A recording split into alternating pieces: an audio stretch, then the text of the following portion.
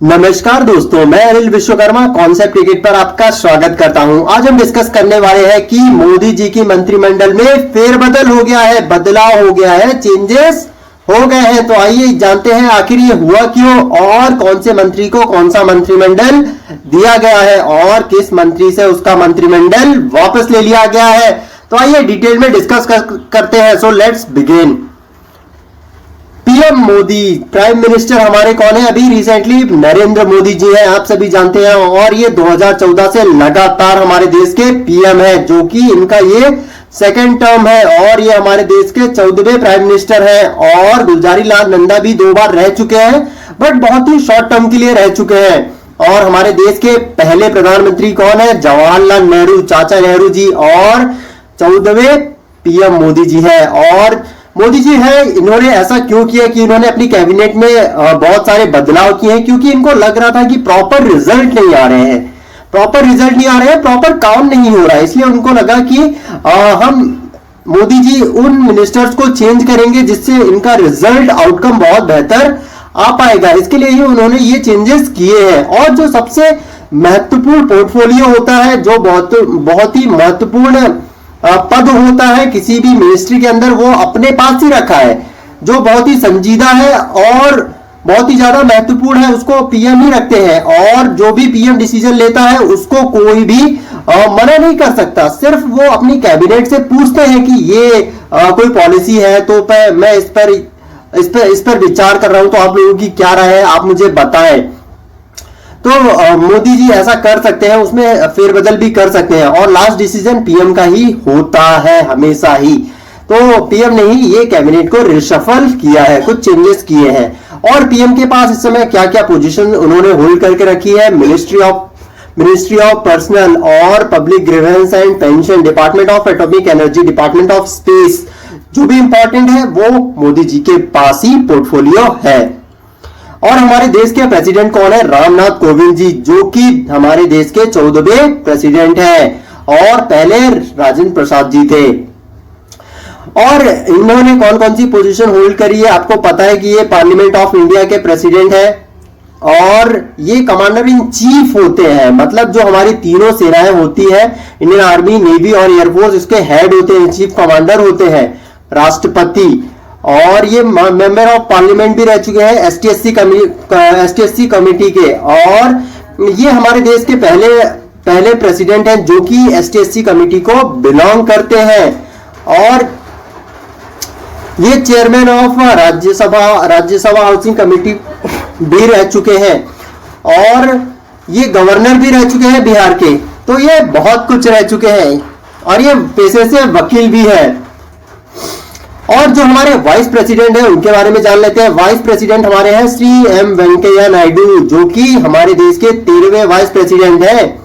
और हमारे देश के पहले वाइस प्रेसिडेंट या फिर उपराष्ट्रपति सर्वपल्ली राधाकृष्णन थे। और जो हमारे वेंकैया नायडू जी है, ये अपना राष्ट्रपति का जो कार्यकाल है उपराष्ट्रपति का, ये 4था टर्म कर रहे हैं। मतलब ये एक बहुत बड़ी बात है, 4th टर्म कर रहे हैं। कैबिनेट के बारे में जो कि जिसमें चेंजेस हुए हैं, तो देख लेते हैं किसके पास कौन सा पोर्टफोलियो है या फिर कौन सा मंत्रिमंडल है। श्री राजनाथ सिंह जी के पास मिनिस्ट्री ऑफ डिफेंस है और नितिन गडकरी जी के पास ministry of road transport and highways है। और श्री अमित शाह जी के पास है मिनिस्ट्री ऑफ होम अफेयर्स और मिनिस्ट्री ऑफ कॉर्पोरेशन। आप इसमें पिक्चर भी उनकी देख पा रहे हैं क्लियरली। और श्रीमती निर्मला सीतारमण जी के पास क्या है? निर्मला जी के पास है मिनिस्ट्री ऑफ फाइनेंस है, फाइनेंस मिनिस्ट्री है और मिनिस्ट्री ऑफ कॉर्पोरेशन अफेयर्स भी है। और श्री नरेंद्र सिंह तोमर जी के पास है ministry of agriculture and farmer welfare. और डॉक्टर एस जयशंकर के पास है मिनिस्ट्री ऑफ एक्सटर्नल अफेयर्स। और श्री अर्जुन मुंडा जी के पास है मिनिस्ट्री ऑफ ट्राइबल अफेयर्स। और स्मृति ईरानी जी के पास है ministry of women and child development. Shri Piyush Goyal ji के पास है ministry of commerce and industry, ministry of commerce affairs and public food distribution और मिनिस्ट्री ऑफ टेक्सटाइल। इनके पास 3 मिनिस्ट्री है। और श्री धर्मेंद्र प्रधान जी के पास मिनिस्ट्री ऑफ एजुकेशन मिनिस्टर है हमारे धर्मेंद्र प्रधान। और ministry of skill development and entrepreneurship भी है इनके पास। Shri Pralhad Joshi ministry of parliament affairs, ministry of coal, ministry of mines.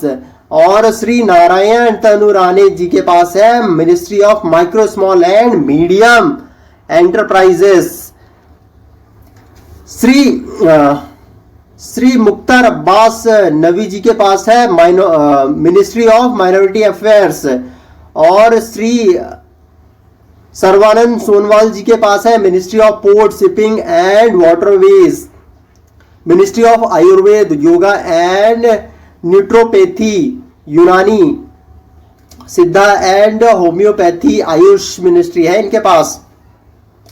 और डॉक्टर वीरेंद्र कुमार जी के पास है ministry of social justice and empowerment. Shri Ramchandra Prasad Singh ji के पास है मिनिस्ट्री ऑफ स्टील। और जो हमारे एमपी के हैं श्री ज्योतिरादित्य एम सिंधिया, उनके पास है मिनिस्ट्री ऑफ सिविल एविएशन। इनको नया ऐड किया गया है और ये हाल ही में कुछ समय पहले ही कांग्रेस से भाजपा में शामिल हुए थे। और श्री गजेंद्र सिंह शेखावत मिनिस्ट्री ऑफ जल शक्ति। और श्री गिरिराज सिंह जिनके पास है ministry of rural development, ministry of Panchayati Raj. Shri Ashwini Vaishnaw के पास है मिनिस्ट्री ऑफ रेलवेज मिनिस्टर है ये। और ministry of communication, ministry of electronics and information technology. और श्री पशुपति कुमार पारस जी के पास है ministry of food processing industries. और श्री किरण रिजिजू जी के पास है ministry of law and justice.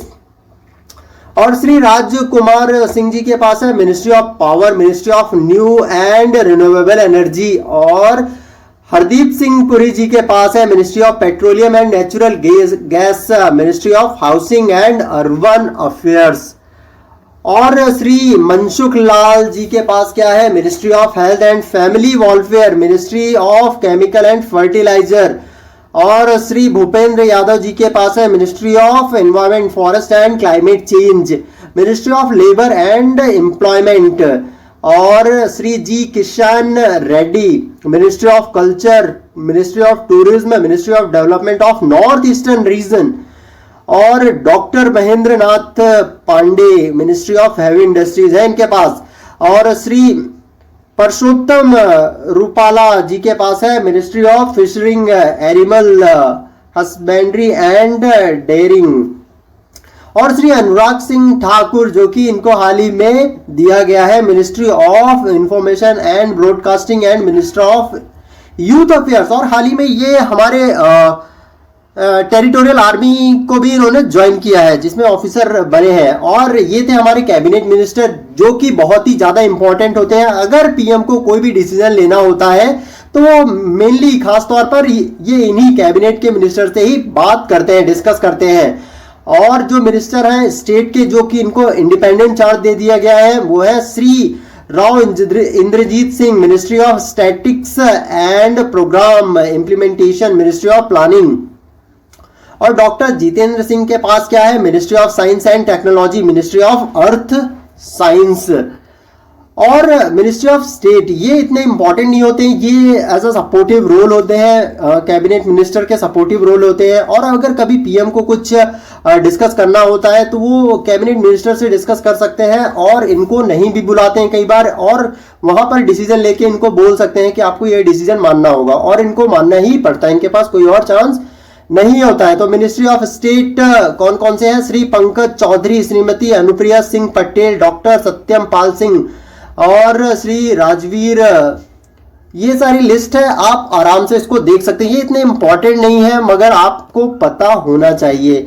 और श्री भैवेश्वर तुडू है, श्री शांतनु ठाकुर है, डॉक्टर मंजू पारा है, और श्री जॉन बरला है, डॉक्टर एल मुरुगन है, श्री नीतीश परामानिक है। ये सब है, मतलब टोटल ये 28 हैं जो कि स्टेट मिनिस्टर हैं। आप इनको आराम से पढ़ सकते हैं। और जो बाहर हुए हैं मोदी जी की कैबिनेट से वो कौन है? Union and health minister Harshvardhan, union minister Sadhana Gowda और union labour minister Santosh Gangwar और union education minister Ramesh Pokhriyal और एमओएस कंज्यूमर अफेयर्स दानवे। और ministry of state for education Sanjay Dhotre और Pratap Chandra Sarangi animal husbandry dairy and fishering and MSME इनके पास था। और देबाश्री चौधरी और रतन लाल और union minister of state health Ashwin Choubey, MOS environment forest and climate change Babul Supriyo, ये सारे जो हुए हैं आउट हुए हैं। तो आपको इन सब के बारे में जानकारी होनी चाहिए। तो ये था आज का लेक्चर। अगर आपको पसंद आया तो आप इसको लाइक करें, शेयर करें एंड सब्सक्राइब करें। रेगुलर अपडेट के लिए बेल आइकन प्रेस कर दीजिए। और अगर आपको ये लेक्चर की पीडीएफ चाहिए तो आप मुझे मेरे टेलीग्राम चैनल concept_ticket पर फॉलो कर सकते हैं और सोशल साइट्स पर भी फॉलो कर सकते हैं जैसे इंस्टाग्राम और फेसबुक रेगुलर अपडेट के लिए। तो thanks for watching concept ticket. आपका दिन शुभ हो।